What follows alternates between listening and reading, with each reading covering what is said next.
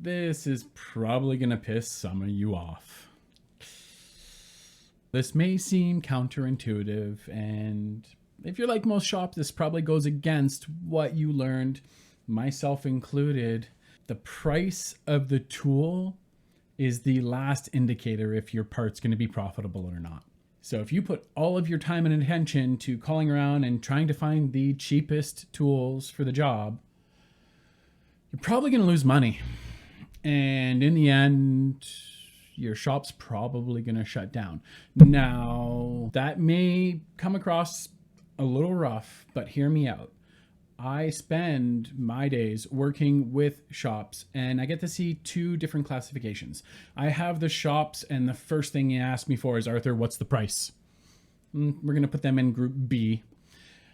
And then I have the shops that want to know everything else. Delivery, they want to know global stock. They want to know if there's proven success trials. They want to know if they can have support from the supplier to get programming help, what they should do for tool holding, if I have recommendations for work holding. They want to know everything else.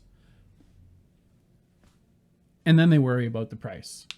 Does the price matter? Yeah, but honestly, the margins are so thin in manufacturing when it comes to consumable tools that you're not going to see a lot of difference. What really makes the difference is the partners that you choose to work with and the support that they bring to the table.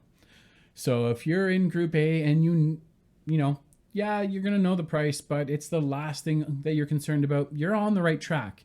If, however, you're like the guys over in group B, it's time to reconsider how you're spending your time. All the time you spend calling around looking for the cheaper price, the cheaper tool, you're really only working on about 3% of your annual production costs. And it takes a lot of your time. You could use that 97% of your time, right? Just leave a little bit to focus on the price.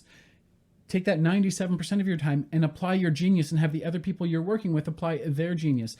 Their, the ways that they lay out the processes, the way that they think about troubleshooting, the way that they put time and care into maintaining that team environment so you're not toxic as That's going to be what makes the biggest difference.